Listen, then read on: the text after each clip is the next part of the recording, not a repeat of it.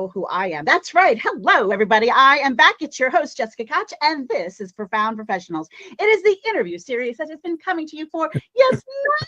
We're going to have a big old 10-year birthday party. There's always a piñata at a 10-year-old birthday party. I'm thinking that's mandatory. So we will be celebrating with you then, and we have been celebrating with you on the journey. We bring to you industry experts from all over our beautiful globe that can help you improve your personal life. That's right. Live the best version of your life now and grow your business so that you can leave an inspiring and inspirational impact later. So live your best life now, inspire for a legacy. And today we have two, not just beautiful, but gorgeous guests. We have Matt Hilliard and Carina Reeves. I'm telling you, royalty and related to Superman, I'm pretty sure. They are relationship guides and healers working with couples to create more joy. There is no such thing as too much joy. Like, you can always have more joy. Intimacy and teamwork in their lives. I love this so much because I'm going to try to listen, but I am just so want to talk about my hot hunky husband of 26 years. So, all right, Matt and Carina, how did you decide you were going to be all that and more for couples out there? I've always been obsessed with relationships. I think I have in one way or another. In one way or another. I remember being like 10 years old and just being like, how does this work? How do I meet people? Wait, there's like stuff, and we get to like make our own house, and then we get to have babies. I've always been obsessed. Yeah, I remember wanting a girlfriend when I was 7 or 8. Oh. Yeah. I didn't have one for a few years, but I wanted that closeness. I wanted that experience of intimacy, which wasn't a word I knew then. Yeah, and then we had terrible marriages. It's like this is awful. Yeah. I mean, not all of it. I know to other good people, yes. But at the end of the day, it was like, well, I know for me, I was like, there's stuff I don't know. And there's stuff I don't know, and I really want to know. I want a relationship that feels amazing. And so I went on a quest. When my marriage ended, I was like, I'm going to find out. I took 2 years. I deep dove. I did a full year training in Neo-Tantra and sex, love, and relationships. And I started working with energy work, and I manifested this guy. I got everything aligned. I got myself ready. And if we have time, I'd love to tell you about our first date because it was utter magic. We'll absolutely have time. And when I met, so my husband was married 9 years and I was married 7, and our spouses left us for other people. And we met at a playground, and he had his children there and I had my children there, and our 2 oldest children started playing together, and they were actually born on the same day but different years.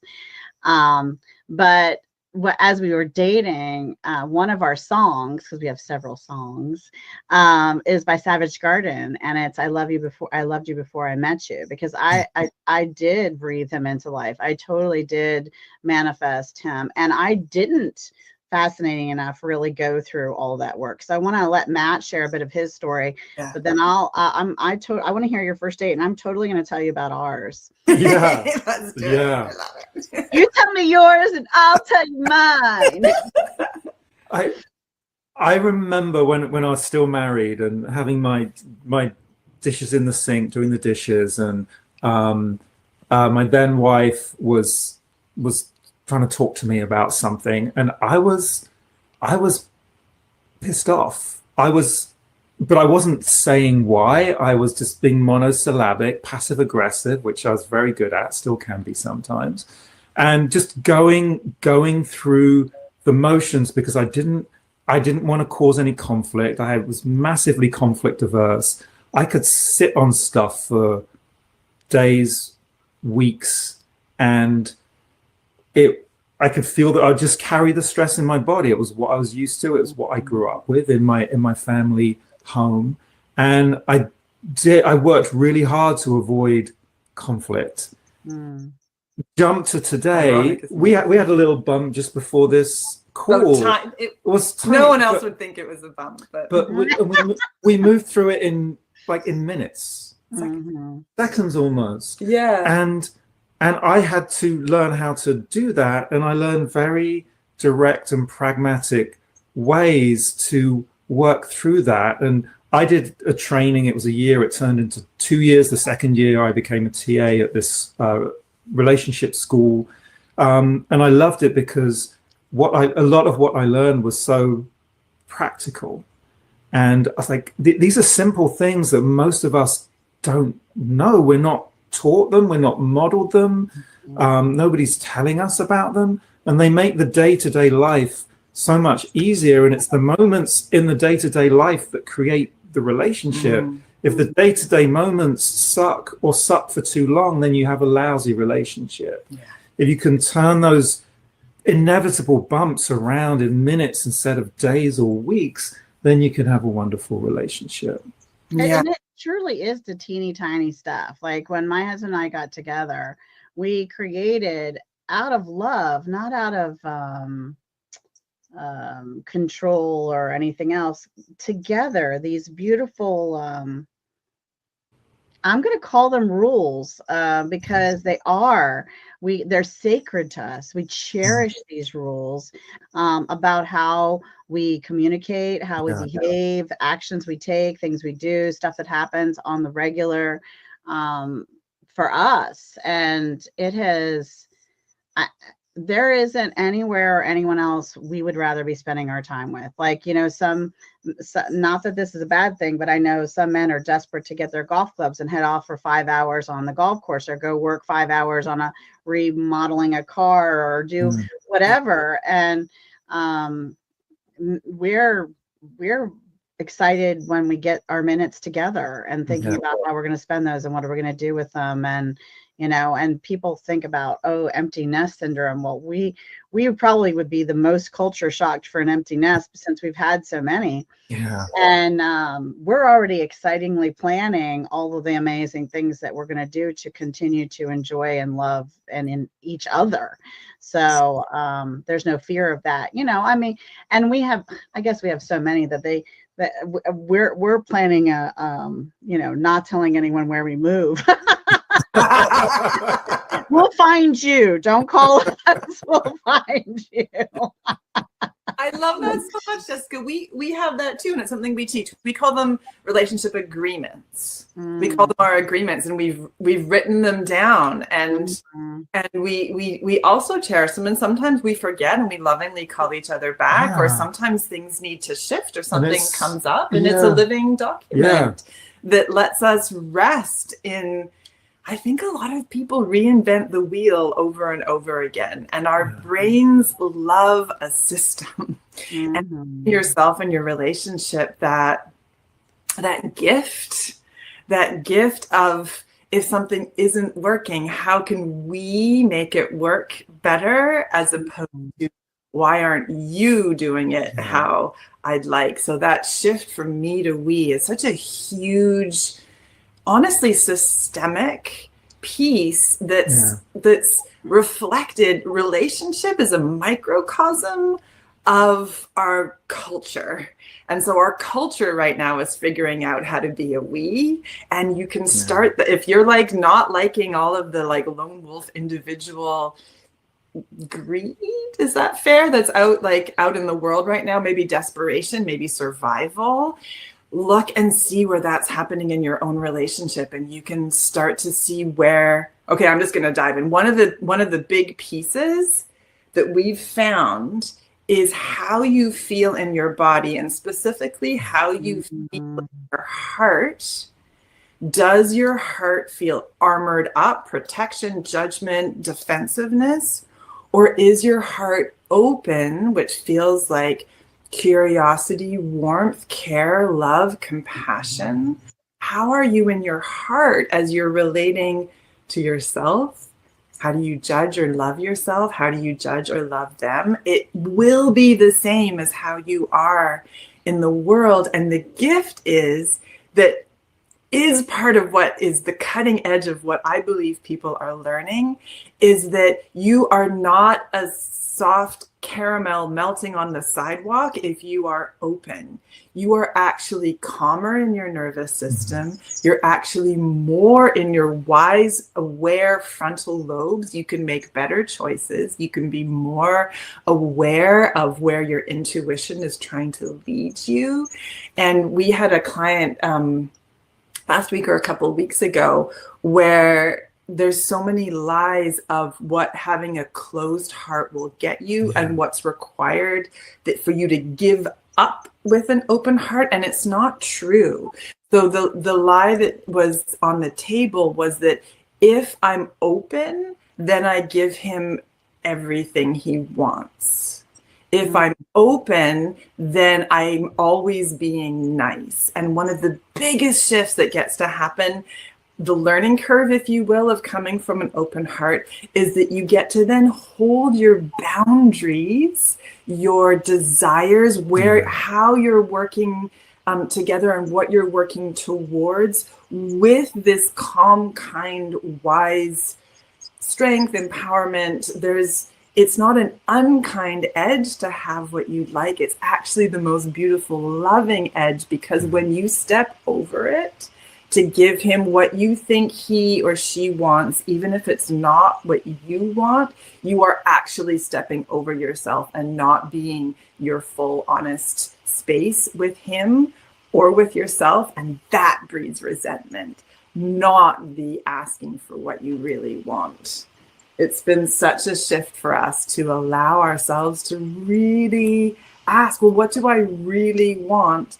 And that layer is always, how does it feel in my body? You probably find this with your guests about business and money too. We think we want all the money and all the clients and all the success, but at the end of having it, if it's just a box to check, as opposed to the safety that I'll feel, the calm of having more than enough, the feeling of being worthy and needed and wanted, the cool thing is that all those feelings can happen first. And that is such a more organic, intuitive, wise way to flow in business and in life. Well, you've talked about a couple of things, and Matt, I don't know if you're just a pretty face in this show, because the two girls, I'm not sure why. I will have to give you insert because, and I'm just going to warn the audience, this is going to be a longer show than normal because we have so much to cover.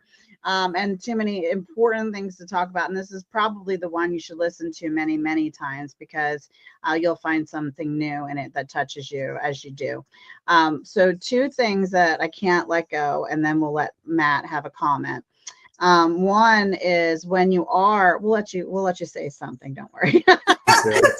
So much. Yeah. He knows to let me run until I like say I'm complete. So, when there is a challenge in a relationship, there's a couple of things that have to happen. You talked about feeling how you feel in your heart, when you're having that relationship, trying to figure out what's going on with your own feeling. The first thing I think that's important to do is let the other person know, I need a minute. So I need until 2:00 tomorrow afternoon. Once you're, home from work and I'm home from work, we can sit down, have a cup of tea at the coffee table, or sit out on the front porch together and talk through this a little bit more. But I need to try to figure out where I am on it, and I need this much time. And I was the person on the other end who needed to know, because I had the partner that would say, I don't know how I feel about it. I'm like, what do you mean? Don't know. How can you not know? It's your feelings, And then I need to think about it for a while. Well, what's a while? A while is a week, tomorrow, a month. A while means we'll never talk about it again until we have the next argument about it. What's a while? I need a time. Yes. Foundational skills. Yeah. And so we've always come up with, because he's like, I need to think about this for a bit. I'm like, great. What's the date? When's our date?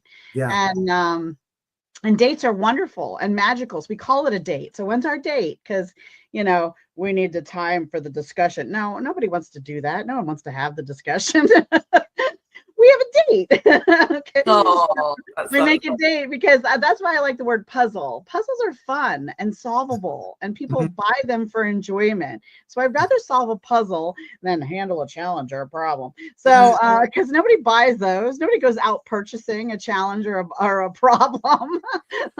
You know, people go out and spend good money on a puzzle because they're fun and they're solvable. Anyway, so giving that other person the understanding that you need to take that time, however long it is, and that you will have this conversation to hear, to share, and to hear where they stand on it openly, with an open mind and an open heart, that gives that other person that security. Then you can sit with yourself in meditation. And I love that she's talked about really, really heavily focusing on heart, because this is heart related. But, you know, the head, the heart, and the gut are your, you know, three brains, but they're also connected to calming yourself down.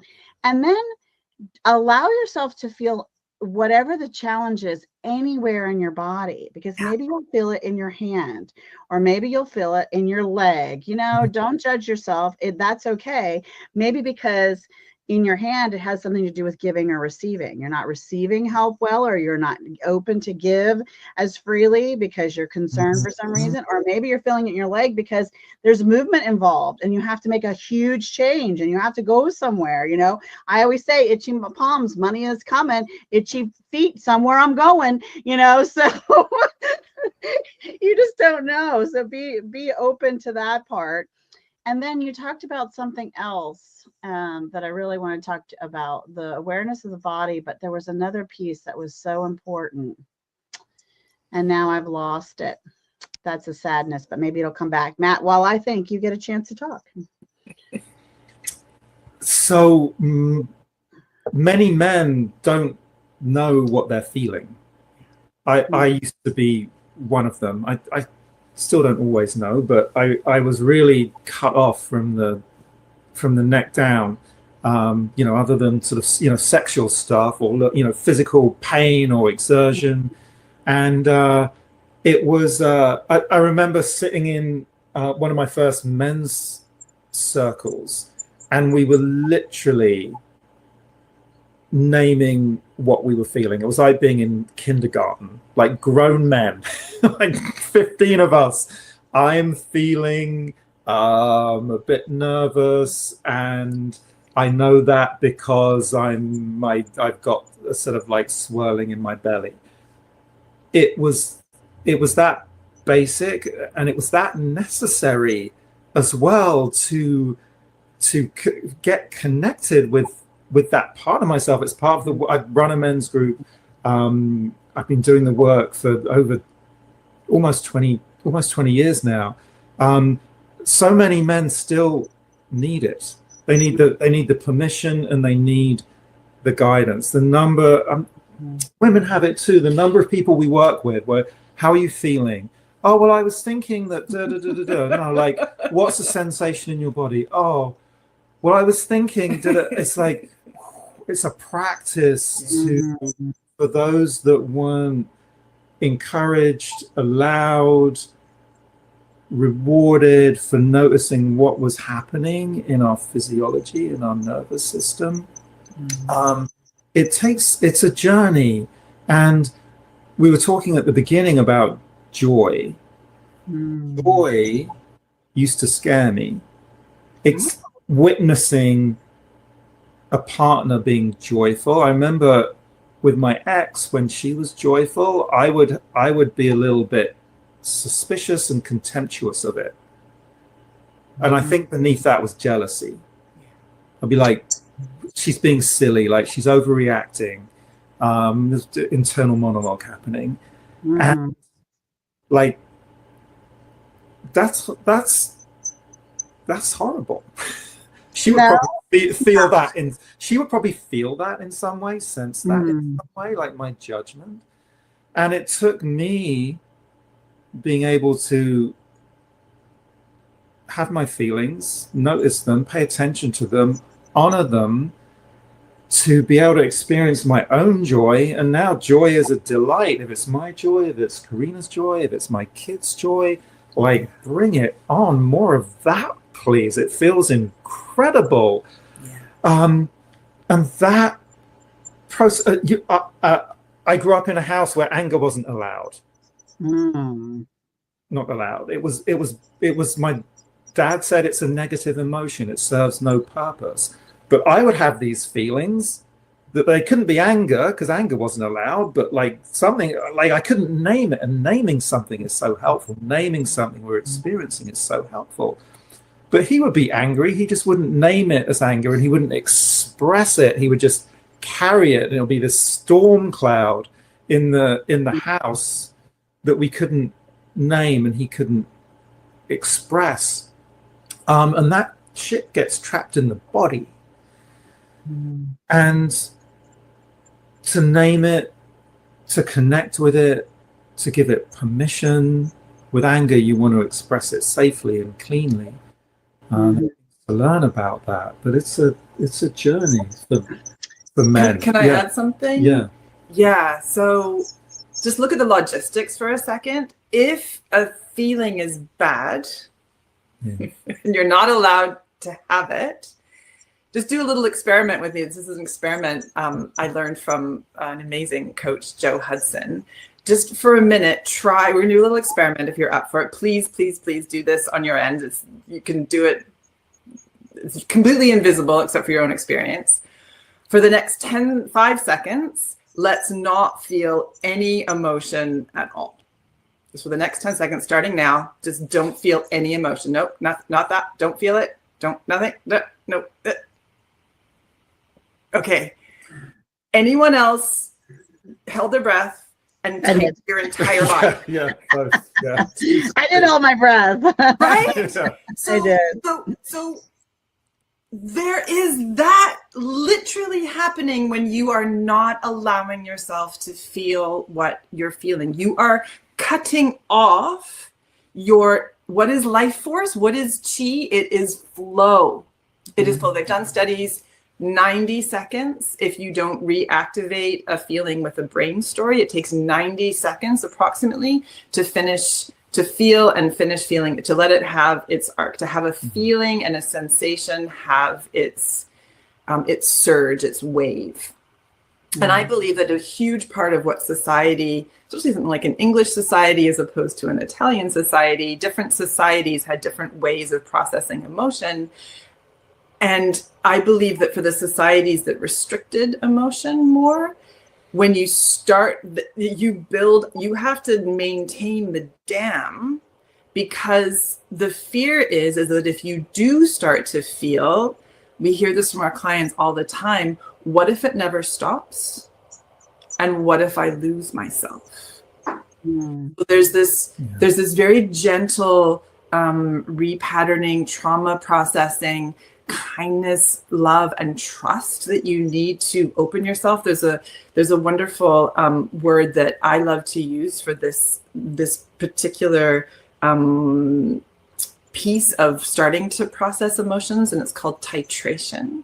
And it's that you get to choose like a camera lens how much to feel at once. You do not have to feel 100% of the sadness you've been hiding from all at once. You can feel 1%, and those little practices, just like the little moments in your day, it's like going to the gym. It's like going to the nervous system gym. It's like going to the feeling gym. It lets you learn that feelings are safe. It lets you learn that it's okay to like relax your body. It lets you learn that you won't be maybe your dad like judged or resented, that you can hold yourself in that experience, and then your life force starts to flow, and then joy can come. One more thing that Joe Hudson says, I'm a bit obsessed with him right now. He says that joy is the matriarch of the family of emotions, and she will not enter a house where all her children are not welcome. That's interesting. Isn't it? Yeah.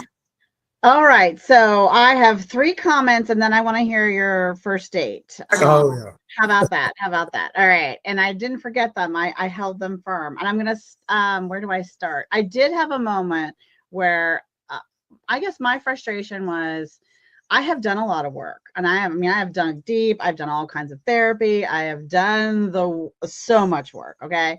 Releasing and forgiving and all that beautiful jazz. Mhm. And so when what I've recently learned is that it's okay to acknowledge when a feeling comes up because of something reminds me of something that I have worked through. Yeah. So I was afraid to admit, oh, that thought made me sad, because I didn't want the sadness to swallow me, because it had Yeah. swallowed me before.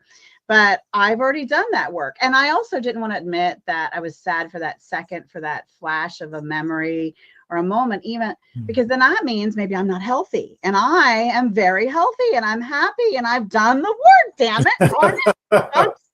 I gotta be careful because what we say, but I really have. And so I think what I've learned recently was, and it's so funny, I literally imagined it. I had a moment where I was dealing with a memory, and the memory appeared in my front lawn as a giant metal monster, like, big and scary and shiny silver and black. And I went out and I thanked it for it being here. I knew that we've had this dance before. We've met. I have the forgiveness, I have the love, and I just slowly started to take the monster apart little by little and make it into beautiful soft flowers and release them into the air. So I'd take some scissors and cut this piece of sharp, horrible metal, and I rubbed my fingers through it and it became this velvety, soft rose petal, and I was able to let it go. And one of the other things that happened to me with the feelings is,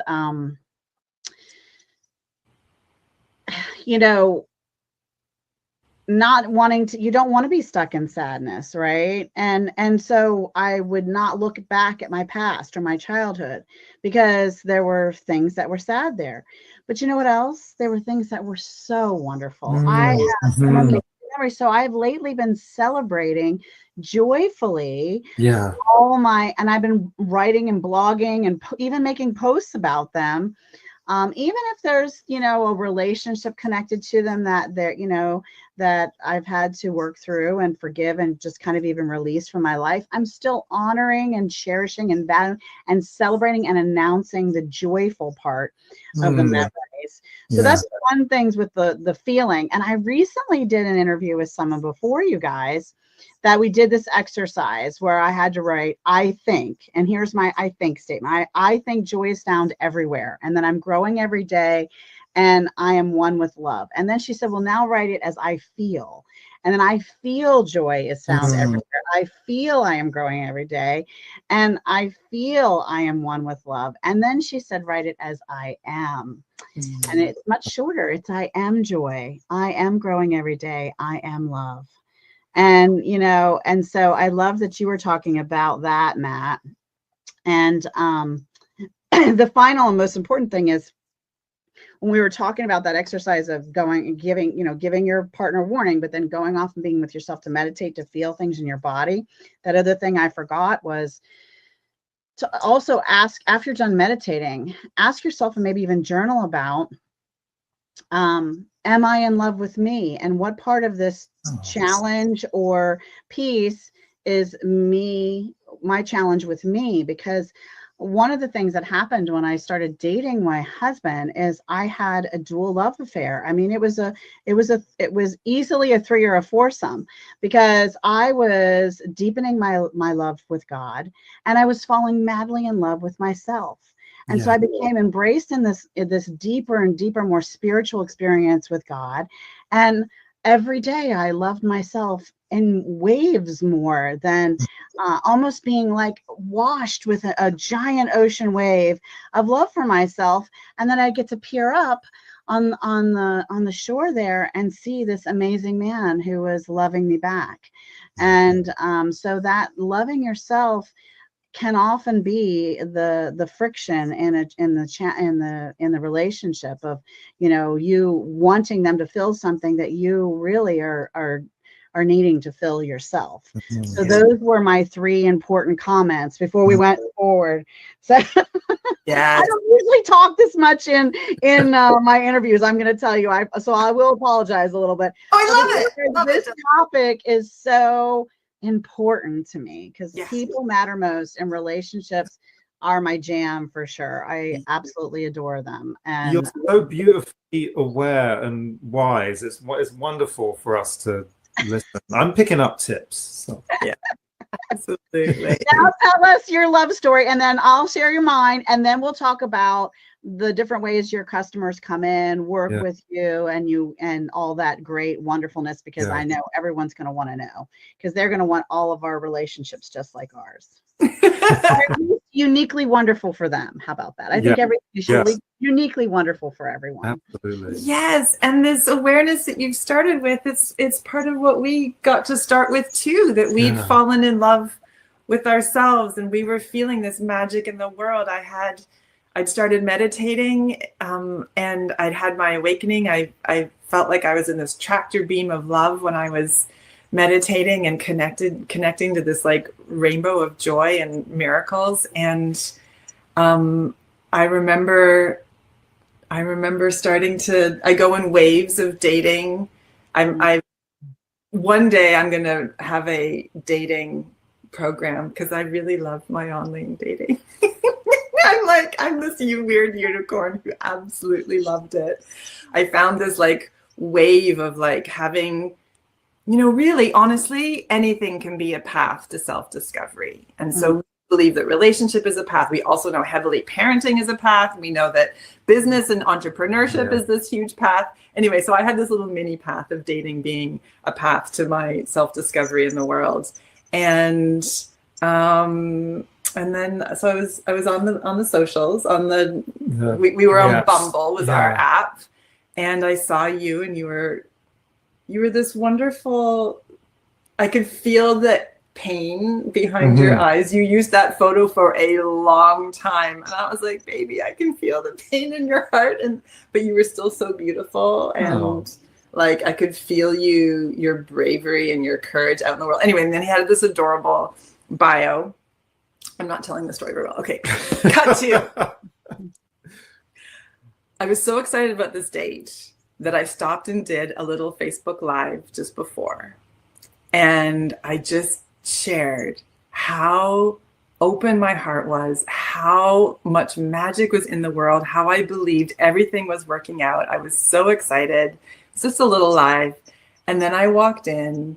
We went to the AGO, which is the Toronto, this gorgeous Frank Gehry building. It's the Art Gallery of Ontario in Toronto. And you were standing there. You looked fantastic. You dressed up because that morning I'd had pictures taken, and I'd let him know that I was going to have a full face of makeup, and I don't normally wear fake eyelashes. And he said, well, I'll do my best to like meet you there. And so we were very dressed up, very gorgeous. Yeah. And I gave you a hug right away, which you loved. Yeah. And I found out later that it was his very first date after his divorce. Yeah. I love that. Did you guys take a selfie? We didn't. It was it was like six. Yeah, we just didn't. You did a Facebook Live though, but no selfie. No selfie. No selfie. It was. I was only a few months out of my marriage, and I had this vision of playing the field, being on exploring dating after years and years. Like who am I now? Who am I now out there? Meeting people, meeting women, and I was coming towards the end of my coaching training, and I'd learned so much about myself, about relationships, my needs, my desires, and when we met, I was like, oh, feels like it's all here. I was really struck by how I mean, I had first date nerves, but I was also struck by how calm my nervous system felt with Carina, walking around the AGO, chatting away. We chatted about some heavy stuff, and it was, you know, it was a way that I hadn't felt in my marriage for years. You know, I mean, here and there, yeah, but overall, like, no, like nervous system shot to pieces. So to be, I had that awareness of like, oh, I feel calm. We had around, so much fun around this person, and it was and it was fun, and it yeah, interestingly, yeah, when on Bumble, so before we met, like doing the swiping thing. Oh, and if you haven't done Bumble before, Bumble's special because the woman messages first, so there's this very sort of feminine forward appreciation on that app. Yeah, and calling back to the joy thing, there was I'd sort of connected with a number of women on the app, but there was a photo of Carina, one of Carina's photos, where she was just like lit up with joy, and I can't, yeah. So I'd done whatever it was to show my interest in you, and some of these other women had messaged back, and I was like, this is the woman I really want to hear back from. Like, I was like, this woman is the one I want to hear back from. And it was a few days. I was like, will she ever reply? And I was so excited when you responded. I was like, oh, I think I may have even shared that. Just like, yes, like this feels fantastic. And then we went on and we shared and we chatted through. We had so much in common. Yeah, so much. Yeah. Even on that first date, he was already he thought about my experience. And he was aware there was this incredible installation that was by, I think, a First Nations artist. And he used found materials in organic forms. So he had like this crazy thing that was hockey equipment made into totem poles, but he also had a life-size whale made out of garden chairs. And Matt saw it first. It sounds bizarre, but it was breathtaking. He saw it first. It was like in this other room. I could see through the doorway into this other gallery, and this massive thing hanging suspended from the ceiling. I was like, that's incredible. But I was turned away. I hadn't seen it yet. And he waited for me to turn and then waited to see what my face would do. And he enjoyed watching me get to be struck with the wonder and the beauty of this installation, and it just kept on going from there. And then the second part of the date was our Roman holiday, because he had driven to the AGO on a scooter, and then we got to scoot around Toronto in this hot summer night. I was wearing this really cute dress, and he was wearing this like fancy white outfit, and my hair was blowing, and we just scooted around and got a drink later, and then he scooted me home and gave me a very passionate kiss, and we had plans to see each other again eventually. Eventually, at some point, there was some traveling to England in a way, but some travel logistics. And I told him later. For me, I fell in love with him that night. I knew I wanted more. I knew I loved being with him. I knew that my heart felt open, and I felt like I could be fully myself, and it felt so good. So good. Yeah. Took him a little longer. He was still a bit shell-shocked. It's okay. Yeah, I had a few things to navigate before I could fully land. But it was so that initial impression of the connection and the calm and the allowance, the permission. Like all things that I knew I wanted and had a felt sense of by that time existed here. Not only existed here, but we both had some tools and approaches, whether it was individually or together, to kind of get back to those places when stuff came up. I love that. That's a beautiful story. So how many years together have you been? 6 and a bit. Yeah, 6.5. 6. So when you're at your 50th, you'll be able to have this video of you guys sharing your love story. Yes. Hey, Yeah. you know, this is legacy. I love that Yeah. when in the moment we're creating the legacy and the story of our lives. So so you want to hear my Yes, love please. to. my love story? So I had been married, like I said, 7. He had been married 9. He had been divorced 3 years and hadn't dated anyone. And I had been divorced a year, and I had a 6-month-old baby because it was I was only a few weeks pregnant when he moved in with someone, and based on the laws, it was a very fast divorce, and so, you know, it just moved quickly. So I had divorced a year. I had a little baby and 3 toddlers. So I had 4 children, and he had 2 daughters from his first marriage that were a bit older. And at that point, I had gone on a few dinner dates, but I wouldn't let them meet my children. I wasn't really interested in finding someone. And I kind of decided in my mind that I knew I wanted love in my life, and I didn't want to be alone. It's not really my personality, but I thought, well, when they're in high school, right now, had started going back to a community college. I was living with my parents. I was working on getting a home for us. I thought by the time they're in high school, then I could give myself permission to really maybe look for someone. This was my plan. But I have this gaping, painful, horrid, like I felt like someone had shot a physical hole through me. There was so much burning pain.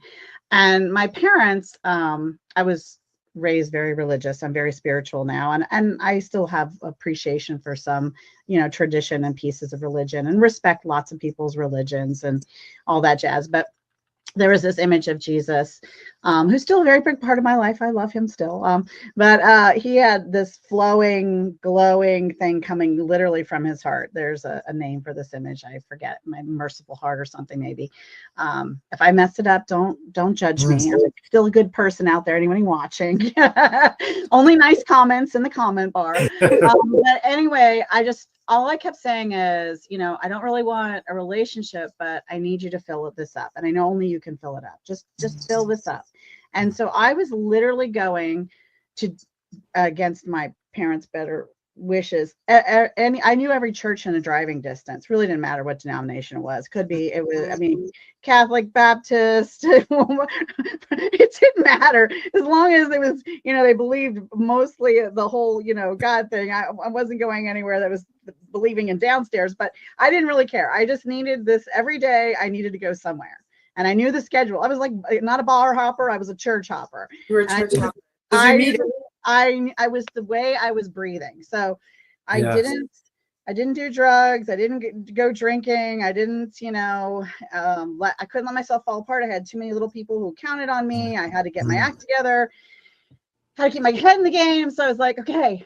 So I had gone to 8:00 church that morning, and the reading was when the woman is in the crowd and hemorrhaging, and she reaches and pushes through and just touches the cloak of Jesus. And he knows right away the energy, and he turns and says, you know, she's healed like right away from this hemorrhaging. And then, you know, he says, who touched me? And that was the reading during service. And I did my normal thing. I sat in the back of the church, cried and bawled my eyes out, allowed myself to like totally, that's what every church, I would sit in the back of the room, bawl my eyes out, go through the process. And I don't believe in, you know, magical statues or anything like that, but there was a statue of Jesus in that church. And on my way by, I did touch it. And then I sucked up my tears and got myself put back together and went to go take care of my children and do the things I had to do with my kids that day, including going to the playground. And the moment I saw him get out of his very old brown broken down truck and walk across, he's a licensed general contractor. And he walked across the back half of the playground. I'm sitting in the sandbox with, you know, a couple of my toddlers. My older one is playing on a swing thing nearby, and I'm making sandcastles and talking to the kids. And he walked by, and my stomach did a flip. And like I said, I had gone on a few dates, and I was, I wasn't, steady with anyone. There was a couple of people that were taking me out here and there, just not often, because I had too much to focus on with kids. And so I sat there for a very long time thinking, okay, first of all, I have never approached a guy, okay, ever. I have all these kids. I've got my hair in a wapadoo pigtail and a black t-shirt and jeans on. I've got a 6-month-old and a car seat carrier on my arm. Like, what the heck do you do, right? Hey, baby! And you hadn't seen him before at this place? Never seen him before, ever in my life. He's pushing his kids on a big tire swing thing. What I didn't know is he had fallen when he was pushing them and hit the back of his head on a piece of the wood edging the playground. And he said he actually had a concussion the day he met me, which explains But at one point he had walked towards a slide that was like halfway to where I was. So I walked over to him, and because actually first what happened was I walked over to our 2 oldest children, because they were stuck on this like sliding toy that they were trying to play together. The 2 oldest that I mentioned, that my oldest and his oldest, born the same day, but different years, because they're much different in age. But because he's 11 years older than me. And I had chatted with them. And that is how I figured out, though, in that conversation, she's like, yeah, we're here with our real dad. My mom lives here with my stepdad. And I thought, okay, so maybe he's possibly available, because I don't go around talking to men with their children, trying to home wreck anyone either. Let's not get the wrong idea. But it came up very naturally in the conversation somehow as I'm helping them. And so I did walk over to him and I said, I was chatting with your daughter. They were playing with my son, and and I asked if he was seeing anyone, and he said no. And I said, well, what about exchanging numbers and having dinner? And I probably could have vomited on his shoes at that point. But I had decided that in the sandbox, that if I didn't say something to him, because the electricity was so palpable, I literally felt myself vibrating, and I knew that I would wonder my entire life, and I could not live with wondering for my entire life. So we exchanged numbers, and that was it. We had a few phone calls. We went to dinner. He brought me a peach orangish rose, a single rose. And what I didn't know was 2 weeks prior to seeing me, he had gone up into the mountains and hiking with his dog, and he had cried out to God and given him a list of things that he wanted in a partner, a very specific list. Because, like I said, he hadn't dated a soul. He's very shy. He didn't know, it had been 3 years. That's a long time to, And so anyway, we're sitting at dinner, and we talk about everything. We hold hands across the table, and till the restaurant's like empty and they're going to close us down because we're talking forever. And he leans in near the end of the date at the table, and he says, you don't know what this means yet, but you're everything on the list. And then we had a breathtaking, movie-worthy, foot-popping, knee-shaking kiss at the end of the night. And from the day that we said hello till we said I do, it was 1 year and 3 months exactly. And I have been truly, madly, deeply, incredibly in love and lit up by this man in my life. So that is a bit of our love story. Oh, thank you for sharing. I loved it. Yeah, it takes a very special man to take on a woman with 4 small children.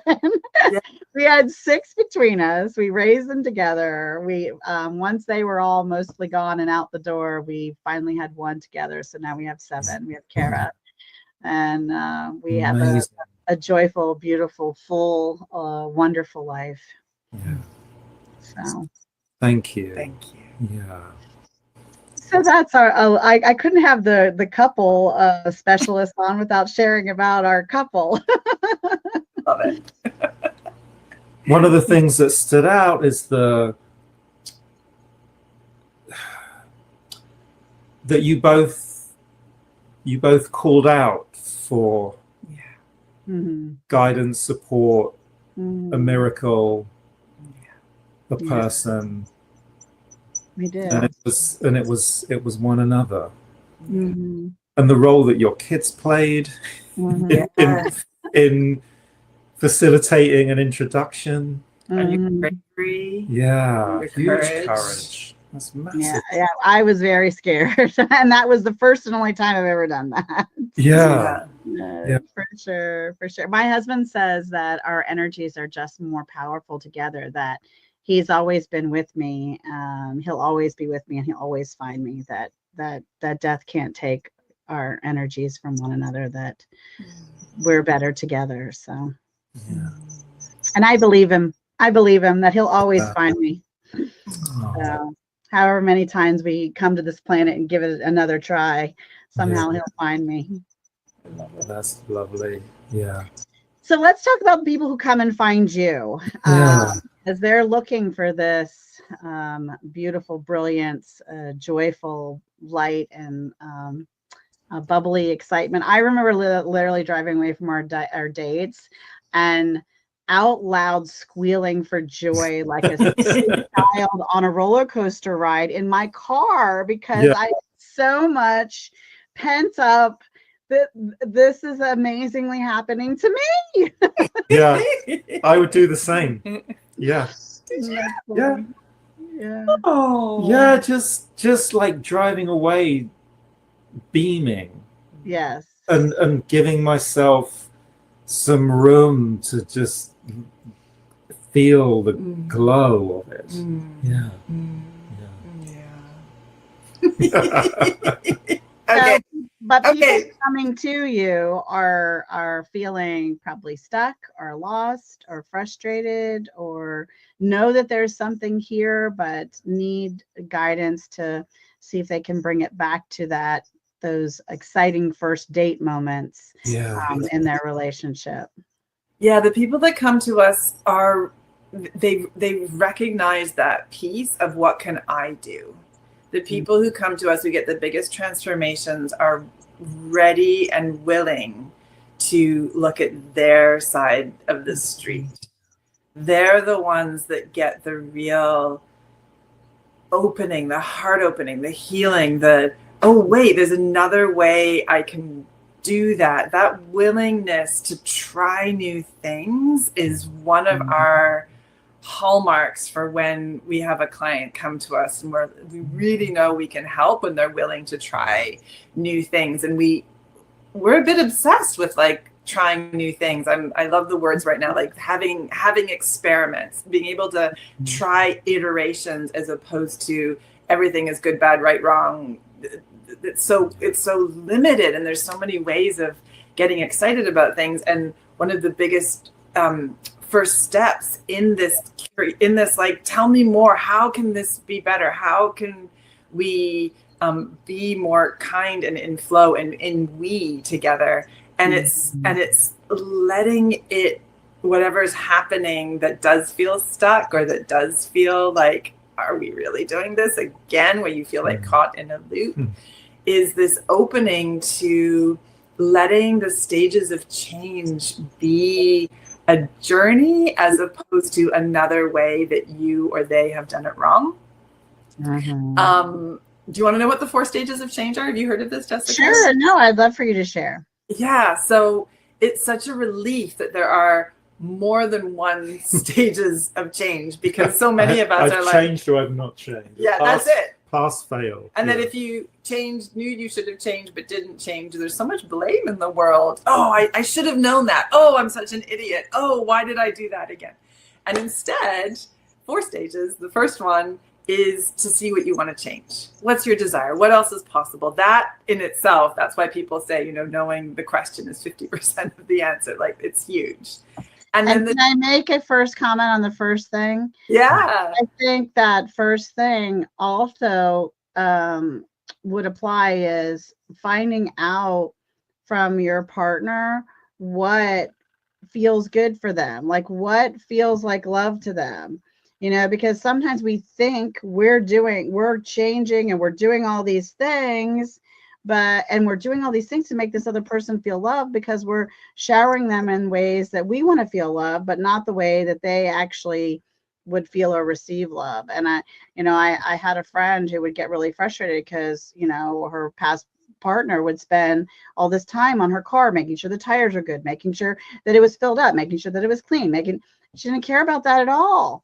And she would just get angry and frustrated, and he thought he was giving her love. And so that first thing is, if we are going to begin to make a change and we want to make things better, and we are going to try to make an effort, I think we need to find out what would change mean to, or what does love feel like or look like from an action standpoint, from the other person. Yeah. Thank you for slowing me down there. Yeah, exactly. And it's interesting because you're sharing, what can I do to make them feel more loved?